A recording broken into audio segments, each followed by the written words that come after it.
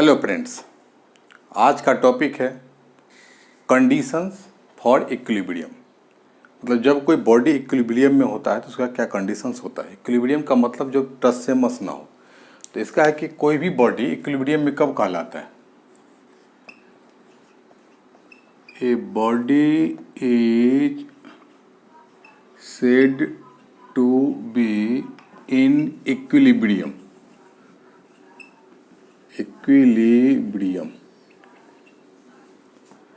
Equilibrium में कहलाता है कि जब जितना भी फोर्स लगता है उस पे, उस सभी फोर्स का वेक्टर सम जीरो होता है। तो when vector sum of all forces, जितना भी फोर्सेज उस पे लगता है,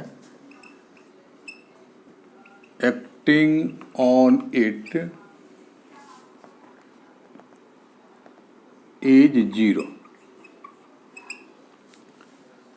जितना ही फोर्स लगता है अगर वो जीरो होता है। अगर मान लीजिए कोई यहाँ पे कोई बॉडी होता है, इस पे कोई इधर फोर्स F1, कोई इधर F2, F3, F4, बहुत सारे फोर्स डिफरेंट में लगता है। तो ये सबों का जो वेक्टर सम अगर जीरो होता है कि F1 plus F2 plus F3 plus F4 equal to zero, इसका मतलब रिजल्टेंट फोर्स जीरो होता है। तो वो वहाँ पे बॉडी इक्विलिब्रियम में होता है, मतलब टच से मस नहीं होगा, वहीं का वहीं रहता है। इसको हम लोग ये लिख सकते हैं कि vector sum of equal to zero. तो इक्विलिब्रियम का ये कंडीशंस होता है। ये कि कोई बॉडी कब इक्विलिब्रियम में कहलाता है कि जब vector sum equal to zero, मतलब रिजल्टेंट फोर्स अगर उस पर जीरो होता है तो वह बॉडी इक्विलिब्रियम में होगा। मतलब जिस कंडीशंस में है उसी कंडीशंस में वह होता है। अब आगे हम लोग देख लेते हैं थोड़ा एक साइन लॉ क्या होता है, उसका हम लोग का आगे काम पड़ेगा। साइन लॉ क्या होता है,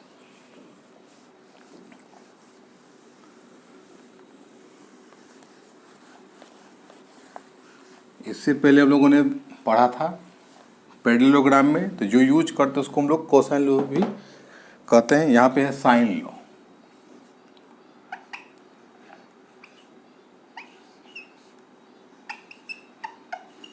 ये साइन लॉ, साइन लॉ क्या होता है। तो इसमें हम लोग क्या करते हैं, एक ट्रायंगल देखते हैं। अब ये पहले एक ट्रायंगल देखते हैं। यहाँ पे कोई ट्रायंगल ए बी सी, कोई ट्रायंगल ले लिया हमने और किसी एक से, इसके सामने जो एंगल ए होता है, इसके सामने के साइड को हम लोग स्मॉल से डिनोट करते हैं। इस एंगल बी के सामने स्मॉल बी से डिनोट करते हैं। इस एंगल सी के सामने जो साइड्स होता है ये ए बी स्मॉल सी से हम लोग डिनोट करते हैं। अब यहाँ पे किसी एक से हम लोग यहाँ पे परपेंडिकुलर ड्रॉ कर देते हैं। ये परपेंडिकुलर ड्रॉ कर दिया। अब ट्रायंगल अगर यहाँ पे हम लोग इसको P मान लेते हैं तो ये ट्रायंगल ए बी पी में, ये तो राइट एंगल ट्रायंगल्स हो गया। तो ए बी पी में इस एंगल के लिए ये ए पी कितना हो गया, परपेंडिकुलर हो गया। और ये 90 डिग्री है तो सबसे बड़ी भुजा हो जाएगा यहाँ पे कौन सा, H हो गया, कौन सा, हाइपोटेन्यूस, ये C हो जाएगा। तो यहाँ पे P इक्वल टू कितना होता है, H साइन थीटा होता है। तो यहाँ पे हम लोग लिख सकते हैं कि ए पी इक्वल टू, ये इस एंगल के लिए P तो H कौन सा हो गया, C, तो C साइन एंगल कौन सा, D। फिर सिमिलरली ये ए पी इक्वल टू कितना हो जाएगा, ये ए पी इक्वल टू इस ट्रायंगल ए पी सी में, अब इस एंगल के लिए ये P हो गया और ये 90 डिग्री है तो फिर 90 डिग्री ये H हो गया, ए सी या स्मॉल b। तो इस एंगल के लिए ये हो गया P, ये हो गया H। तो फिर P इक्वल टू कितना होता है, H साइन थीटा। तो यहीं पे करते थे ए पी इक्वल टू, ये ए पी इक्वल टू होता है H साइन थीटा। तो यहाँ पे H कितना, B साइन किस एंगल के लिए, एंगल C के लिए। तो यहाँ पे हो जाएगा B साइन C। तो दोनों की A equal to A P equal to ये होता है, फिर ए पी इक्वल टू ये, तो दोनों इक्वल हो गया। तो यहाँ से हम लोग लिख सकते हैं कि A, अब ये देखिए इसको हम लोग, ये साइन को इधर ले आते हैं साइन C को, और बी के नीचे यहाँ ले जाते हैं, तो इसको C upon sine C equal to B upon sine B. एक तो ये आ गया। फिर हम लोग क्या करते हैं कि अगर एक और फिर परपेंडिकुलर हम लोग डाल देते हैं किसी दूसरे वर्टेक्स से। यहाँ पे हो गया वर्टिसेज, अब यहाँ पे कर दिए तो यहाँ से यहाँ से किसी एक से वर्टिसेज फिर हमने परपेंडिकुलर यहाँ पे ड्रॉप कर दिया, तो ये हो गया P। अब इसको हम लोग Q मान लेते हैं, C को थोड़ा इधर लिख देते हैं, यहाँ से यहाँ तक का C है। तो फिर यहाँ पे सेम जब यहाँ पे आ गया ये 90 डिग्री। अब ट्रायंगल देखिए, इस ट्रायंगल में हम लोग देखते हैं कि QBC, ये वाला QBC या ट्रायंगल AQC में, ये दोनों राइट एंगल ट्रायंगल, तो इसमें देखते हैं QBC में ये अगर जो राइट एंगल ट्रायंगल है तो ये 90 डिग्री के सामने का कितना हो गया, ये साइड BC या A हो गया H, और इस एंगल के लिए हो गया P। तो फिर P इक्वल टू कितना होता है, H साइन थीटा। तो इस ट्रायंगल में देखते हैं हम लोग, अब यहाँ पे CQ लिख देते हैं, CQ इक्वल टू इस एंगल के लिए हो गया P equal to H sine theta. तो H कितना हो जाएगा, ये साइड BC, या सिंपली हम लोग स्मॉल a से लिखते हैं A साइन किस एंगल के लिए, तो एंगल B, तो यहाँ पे A साइन B। फिर CQ इक्वल टू कितना हो जाएगा, इस ट्रायंगल के, अब ट्रायंगल AQC के लेते हैं। अब इस ट्रायंगल के लिए भी ये 90 डिग्री है, अब इस एंगल के लिए लेते हैं, तो इस एंगल के लिए कितना हो जाएगा, ये हो जाएगा P, और H कितना होगा 90 डिग्री के सामने वाला साइड, से हो जाएगा B। तो P इक्वल टू होता है H साइन थीटा। तो H कितना यहाँ पे B, और साइन ये किसके लिए H है, यहाँ पे इस ट्रायंगल के लिए देखा तो इस एंगल के लिए, तो यहाँ पे ये साइन A। तो फिर ये CQ इक्वल टू ये, CQ इक्वल टू ये, तो दोनों इक्वल कर देंगे। फिर यहाँ पे साइन B को यहाँ पे B के नीचे लिख देते हैं, और इसको हम लोग इस साइड ले आते हैं, तो B upon sine B equal to A upon sine A। अब यहाँ से देखिए, ये B upon sine B equal to ये है और ये है, तो यहाँ पे इक्वल टू और फिर इक्वल टू यहाँ पे ये लिख देंगे। तो यहाँ पे इक्वेशन 1 से और इक्वेशन 2 से हम लोग देख सकते हैं। तो ये कितना हो जाएगा, A इक्वेशन 1 से, पहले इसको लिख लेते हैं, A upon sine A equal to ये B upon sine B equal to, अब B upon sine B equal to कितना है, C अपॉन साइन C। तो ये साइन लॉ होता है जो हम लोग आगे न्यूमेरिकल्स देखेंगे, उसमें बहुत काम आता है। अब यहाँ पे A अपॉन साइन A, मतलब जो साइड से लेते हैं इस साइड के सामने का एंगल, जो ये साइड से लेते हैं उसके नीचे ये एंगल साइन के साथ, फिर जो साइड्स लेते हैं उसका हम लोग यहाँ पे साइन C लेते हैं। इसका रिवर्स भी कर देंगे, अगर sine A upon small a कर देंगे, साइन B अपॉन ये भी कर देंगे, साइन C अपॉन C कर देंगे तो भी सही होगा। तो हम लोग यहाँ पे A upon sine A equal to B upon sine B equal to C upon sine C, ये मेरा है, इसको हम लोग साइन लॉ कहते हैं। अब साइन लॉ के अलावा आगे हम लोग देखते हैं इक्विलिब्रियम के कंडीशंस में कैसे हम लोग इसको यूज करते हैं।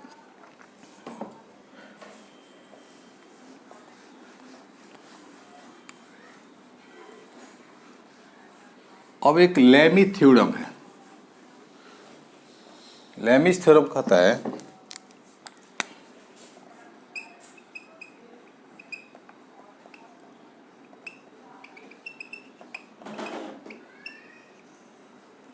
लेमिस थ्योरम है कि अगर कोई ऑब्जेक्ट या कोई बॉडी इक्विलिब्रियम में, जिसमें अगर 3 फोर्स लगता है, सपोज कीजिए कोई यहाँ पे बॉडी है और इस पर कोई फोर्स FA, इधर कोई फोर्स FB और कोई फोर्स यहाँ पे FC, 3 डायरेक्शंस में लगता है और इसके कारण वह इक्विलिब्रियम में होता है। अब यह कि अगर इस 3 फोर्स के कारण, लेमिस थ्योरम है कि अगर 3 फोर्स के अंडर ये अगर बॉडी या ऑब्जेक्ट इक्विलिब्रियम में होता है, इसका मतलब रिजल्टेंट फोर्स कितना हो जाएगा, 0। और ये एंगल अगर F का यहाँ पे साइड अल्फा एंगल, बीटा के सामने ये बीटा और C के सामने यहाँ पे गामा एंगल बनाता है, ये alpha beta and gamma angle बनाता है। तो जब अल्फ़ा बीटा गामा एंगल यहाँ पे बनाता है तो फिर इसमें क्या रिलेशंस होता है, इसका ये है कि अगर ये इस तरह का एंगल्स होता है तो यहाँ पे F A upon sine of alpha, मतलब ये जो फोर्स होता है इसका एंगल जो होता है इसके साइड से ऐसे खींचते साइन अल्फ़ा इक्वल टू होता है F B equal to sine beta. ये एफ बी जो होता है उसके सामने जो एंगल्स होता है इस तरफ equal to F C upon sine gamma कर। यही लेमिस थ्योरम कहता है कि अगर बॉडी को इक्विलिब्रियम में है, मतलब बैलेंस्ड पोजीशन में है, 3 फोर्स अगर लग रहा है उस पर, तो ये रिलेशंस होता है। इसको हम लोग देखिए प्रूफ करके देख सकते हैं। अब जब यहाँ पे आता है इसी का हमको यूज करना है इसमें कि ए अपॉन साइन ए, बी अपॉन साइन बी, सी अपॉन साइन सी। ये बॉडी कहाँ पे है, ये बॉडी जो है ये बॉडी इक्विलिब्रियम में है, तो रिजल्टेंट फोर्स कितना हो जाएगा, तो ये रिजल्टेंट फोर्स आ जाता है, ये रिजल्टेंट फोर्स इक्वल टू 0 होगा। जब रिजल्टेंट फोर्स 0 है इसका मतलब ये है इसको क्लोज्ड ट्रायंगल बना सकते हैं, ये क्लोज्ड ट्रायंगल बनेगा। अब क्लोज्ड ट्रायंगल बनने के लिए क्या करते हैं हम लोग, इसको लोग ट्रायंगुलर फॉर्म में देते हैं तीनों फोर्स को। अब तीनों फोर्स को ट्रायंगुलर फॉर्म में, अब यहाँ पे इसको हम लोग डिलीट करते हैं। इसको ट्रायंगुलर फॉर्म में देखते थे हम लोग कितना, जैसे वेक्टर ए था, ये वेक्टर बी हो गया, तो ये वेक्टर से रिजल्टेंट लगाते यहाँ पे एक क्लोज्ड वाले में बनाएंगे, मतलब एक डायरेक्शन हो गया, दूसरा ये हो गया, फिर दूसरा ये हो गया, क्लोज्ड वाले में होगा, एक खत्म दूसरा शुरू, एक खत्म दूसरा शुरू। तो यहाँ पे खत्म, फिर सेकंड स्टार्ट हो गया, फिर यहाँ से स्टार्ट किया, मतलब क्लोज्ड फॉर्म में क्लॉकवाइज या एंटी क्लॉकवाइज डायरेक्शन में हम लोग बनाते हैं। इसको हम लोग क्लोज्ड ट्रायंगल जब बनाएंगे, अब यहाँ पे किसी एक को इसी फॉर्म में रहने देते हैं, इसी से बनाना है, तो इसको क्या करते हैं, किसी एक को या तो इसको फिक्स रखेंगे, इसको फिक्स रखेंगे, इसको फिक्स रखेंगे, किसी एक को फिक्स रख सकते हैं। अब ये देखिए, अगर यहाँ पे हम लोग रखते हैं कि एफ सी, इसको हमने इसी डायरेक्शन में रखा है। अब इसको क्या करते हैं, इस डायरेक्शन को यहाँ पे पीछे की तरफ ले जाते हैं, यहाँ पे डॉट डॉट डॉट था करके हम लोग ये क्या करते हैं, यहाँ पे लेते हैं। तो ये फोर्स कितना हो जाएगा, ये जब इधर लाए तो ये तो फोर्स था एफ बी, ये एफ सी हो गया, ये कौन सा फोर्स एफ बी वाला यहाँ पे हो गया। अब ये जो इस डायरेक्शन में है करके इस वाले डायरेक्शन को, तो इस वाले डायरेक्शन में थोड़ा इसको और आगे हम लोग आगे कर लेते हैं।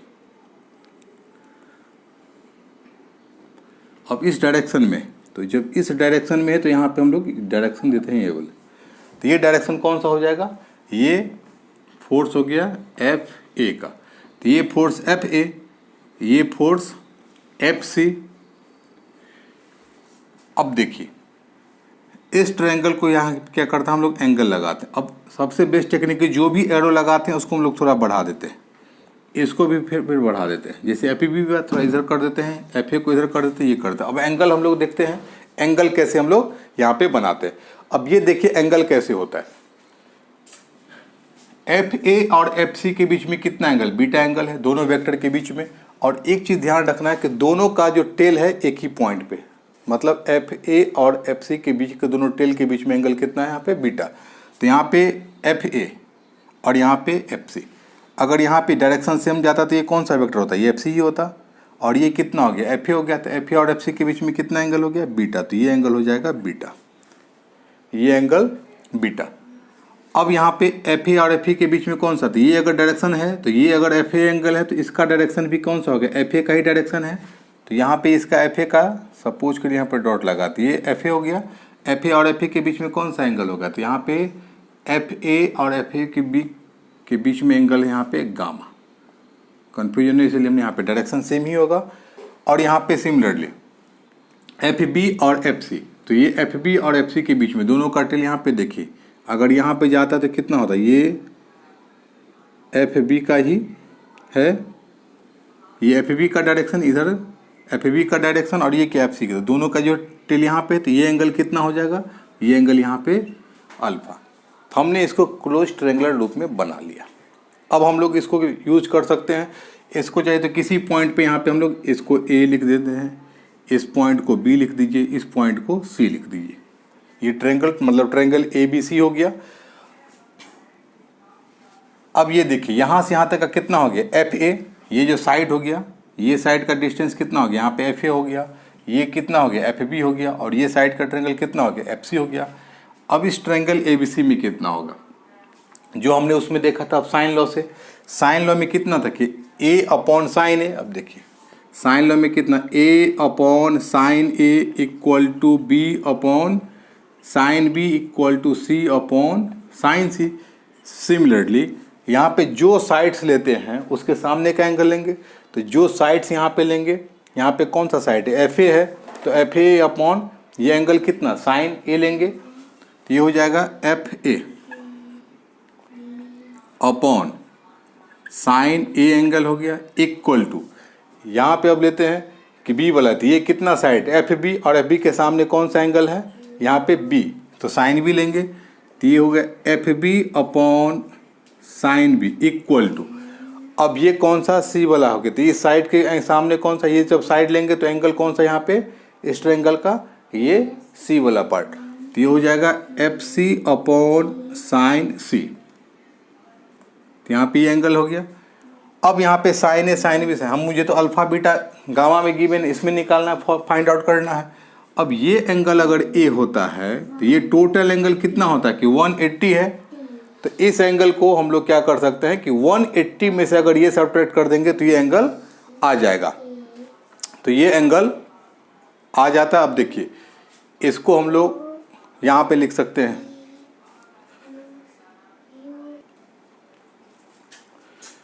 अब यहाँ पे देखिए क्या करते हैं हम लोग कि एफ ए इक्वल टू, इसको यहाँ पे लिख सकते हैं कि F A upon sine of A के प्लेस में हम लोग लिख सकते हैं कि 180 माइनस अल्फा।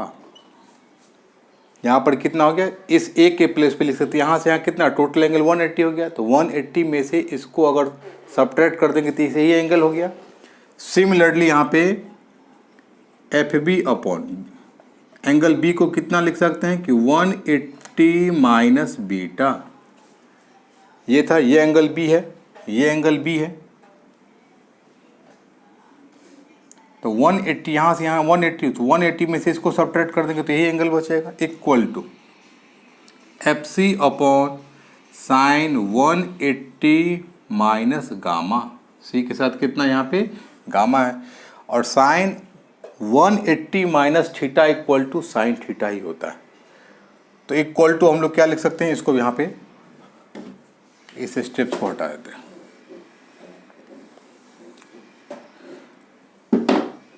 ये एफ ए था, ये एफ बी था। अब यहाँ पर ये कितना हो जाएगा कि F A upon sine 180 minus theta, तो ये हो जाएगा साइन थीटा, मतलब यहाँ पे अल्फा है, equal to F B upon sine beta, sine 180 minus theta, तो इक्वल टू यहाँ पे केवल बीटा होता है साइन बीटा, इक्वल टू ये F C upon sine gamma, यही प्रूफ करना, तो ये प्रूफ हो गया। यहाँ पे एक चीज़ लिखना है कि sine of 180 minus theta equal to sine theta ही होता है। अगर साइन 180 माइनस 30 डिग्री तो उसको साइन 30 के बराबर ही होता है, मतलब जितना साइन यहाँ पे, अगर sine 180 minus 30 degree equal to कितना हो जाएगा, यहाँ पे साइन 180 माइनस थीटा होता है, तो यहाँ पे साइन 30 डिग्री, और इस तरफ कितना लिख सकते हैं कि साइन 150 डिग्री। इसका मतलब कि साइन 150 डिग्री का वैल्यू और साइन 30 डिग्री का वैल्यू दोनों सेम ही होगा, इसका वैल्यू भी हाफ होगा, इसका वैल्यू भी हाफ होगा। तो यहाँ पे हम लोग कैलकुलेशन करने के लिए इसमें कर लेते हैं इस तरह से आसानी से, sine 180 minus theta equal to theta, ये ट्रिग्नोमेट्री में पढ़ना है। तो हम लोग का भी इतना ही काम था कि लेमिस थ्योरम में कहता है कि अगर कोई 3 फोर्सेज लगता है और कोई बॉडी इक्विलिब्रियम में होता है, तो अगर इस तरह के फॉर्म में होता है तो हम लोग डायरेक्टली फार्मूला यूज़ कर सकते हैं कि जो एफ ए फोर्स होता है, इस फोर्स का दो यहाँ पे बैलेंस करके है, जो अल्फा होता है यहाँ पे साइन अल्फा, फिर एफ सी होगा तो इस तरफ जो एंगल होगा साइन गामा होगा, एफ बी जो होगा वहाँ पे अपॉन साइन बीटा होगा। एक न्यूमेरिकल्स हम लोग देख लेते हैं एग्जाम्पल, उससे ज़्यादा क्लियर हो जाएगा।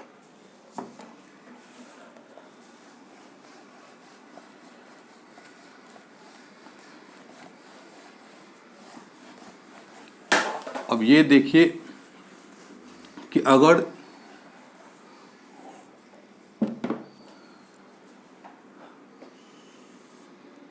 कोई बॉडी है, यहाँ पे सपोज के लिए कोई बॉडी था और यहाँ पे कोई फोर्स लग रहा है, हम टोटल फोर्स लेते हैं। अगर यहाँ पे मान लेते हैं कि 100 न्यूटन फोर्स लगता है इस पर टोटल, और ये कोई वाल है, दीवार मान लीजिए रॉड वुड है, उस पर टंगा हुआ है, तो इस पर जो है कोई स्ट्रिंग है, टेंशन T1 लगता है, इस पर फोर्स जो लगता है स्ट्रिंग का, आगे हम लोग न्यूटन्स लॉज में देखेंगे। तो नहीं, जो भी फोर्स लगता है इसको स्ट्रिंग लगाता है, इसको हम लोग टेंशन बोलते हैं। तो T1 इधर जो लगा टेंशन T1, ये लगा T2। इधर अगर मान लीजिए कि 37 डिग्री एंगल है, यहाँ पे 53 डिग्री एंगल है, तो यहाँ पे T1 निकालना है कि T1 इक्वल टू कितना होगा एंड T2 इक्वल टू कितना होगा। तो ये हम लोग अब निकाल सकते हैं। ये एंगल गिवेंस है, तो अगर एक फोर्स ये हो गया, अगर मान लीजिए कि F1 हो गया तो ये एंगल अगर उनको पता हो, ये F2 अगर हो गया तो ये एंगल होना चाहिए, ये हो गया तो हम ये एंगल, तो ये F1 अपॉन ये एंगल साइन ऑफ कर देंगे, जैसे था ना कि F1 upon sine alpha, F2 upon sine beta, F3 upon sine gamma. तो ये हमको एंगल चाहिए, ये एंगल, ये एंगल, ये एंगल। अब देखिए यहाँ से हमको तो पता नहीं, तो इसको हम लोग क्या करते हैं, यहाँ पे मेन एंगल निकाला हमने, परपेंडिकुलर डाल दिया। अब इस ट्रायंगल में देखिए, इसको चाहे तो न्यूमेरिक वैल्यू कर देते हैं, यहाँ पे A, यहाँ पे B, यहाँ पे C, यहाँ पे हम लोग D कर देते हैं। तो ये परपेंडिकुलर जब हो गया A B C D करके, अब इसमें देखिए ये कितना 37, ये 90 डिग्री, तो ये एंगल कितना होगा, तीनों का सम कितना होता है 180 डिग्री होगा, तो ये एंगल हो जाएगा 53 डिग्री। अब ये एंगल कितना हो जाएगा इस ट्रायंगल में, ये 90 डिग्री, ये 57 डिग्री, ये हो गया 53 डिग्री, 90 तो 9, तो ये इक्वल टू कितना हो जाएगा, ये 180 में से घटाते हैं, मतलब ये 90 होगा, तो इस दोनों का सम 90 होना चाहिए, तो यहाँ हो जाएगा 37 डिग्री। इसका मतलब ये टोटल कितना हो जाएगा, मेरे पास इस दोनों को करेंगे तो ये 90 डिग्री। हम लोग इस ट्रायंगल में A B C से भी निकाल सकते थे, लेकिन हमको ये भी निकालना है। अब ये एंगल कितना हो जाएगा, ये एंगल के लिए हम लोग देखिए, यहाँ पे ये एंगल होगा, ये टोटल कितना था, यहाँ से लेकर के यहाँ तक कितना 180 था, यहाँ से लेके 180, तो ये एंगल कितना हो गया, इसको हम लोग लिख सकते हैं कि 180 माइनस 53 डिग्री। इसको हम लोग लेते हैं कि 180 माइनस 53 डिग्री। और ये एंगल कितना हो जाएगा, ये वाला पार्ट जो होगा कि 180 माइनस, यहाँ से यहाँ कितना है 37, तो 180 माइनस 37 डिग्री। अब यहाँ से हम लोग इसको फॉर्मूला लगा सकते हैं डायरेक्टली। अब देखिए लेमिस थ्योरम से कितना हो गया, ये T1 अपॉन, ये T1 अपॉन कितना angle, sine of 180 degree minus 37 degree equal to T2 upon sine of 180 degree minus ये कितना हो गया 53 डिग्री इक्वल टू, ये कितना हो जाएगा यहाँ पे T3 के बदला कि 100 अपॉन ये टोटल एंगल कितना होगा 90 डिग्री, तो यहाँ पे हो जाएगा साइन 90 डिग्री। अब यहाँ पे हम लोग कर सकते हैं कि T1 अपॉन, क्योंकि साइन 180 माइनस थीटा तो केवल ये होता है साइन के साथ, तो ये sine 37 degree equal to T2 upon sine 53 degree equal to sine 90 equal to 1 होता है, तो ये हो जाएगा केवल 100 अपॉन T1 इक्वल टू कितना हो जाएगा, तो 100 इंटू साइन 37 डिग्री और T2 इक्वल टू कितना हो जाएगा 100 इंटू साइन 53 डिग्री। अब 53 के लिए मैंने बताया था पिछले वाले वीडियो में कि अगर ये मान लीजिए ऐसे करके, एक 90 डिग्री, एक को 37 डिग्री, दूसरे को 53 डिग्री मान लीजिए, तो जो सबसे छोटा होता है उसका साइड 3, ये साइड 4, ये हो गया 5। तो यहाँ पे 100 into sine 37 degree equal to कितना हो जाएगा 37, तो P अपॉन H होता है, तो इस एंगल के लिए कितना हो जाएगा, ये P और ये तो H सबसे बड़ी होता है साइड, तो 3/5, तो यहाँ पे हो जाएगा 3/5 इक्वल टू, ये कितना हो जाएगा 20, तो ये हो जाएगा 60 न्यूटन। और ये हो जाएगा 53 के लिए, ये हो जाएगा P और अपॉन H। तो P कितना 4 अपॉन 5, तो ये कितना हो जाएगा 20 इक्वल टू यहाँ पे 80 न्यूटन। इसका मतलब ये हो जाएगा T1 इक्वल टू 60 न्यूटन, ये हो जाएगा 80 न्यूटन। इस तरह से हम लोग इसको न्यूमेरिकल सॉल्व कर सकते हैं साइंस लॉ या लेमिस थ्योरम को अप्लाई करके। Thank you. इससे आगे हम लोग नेक्स्ट वीडियो में देखेंगे। Thank you.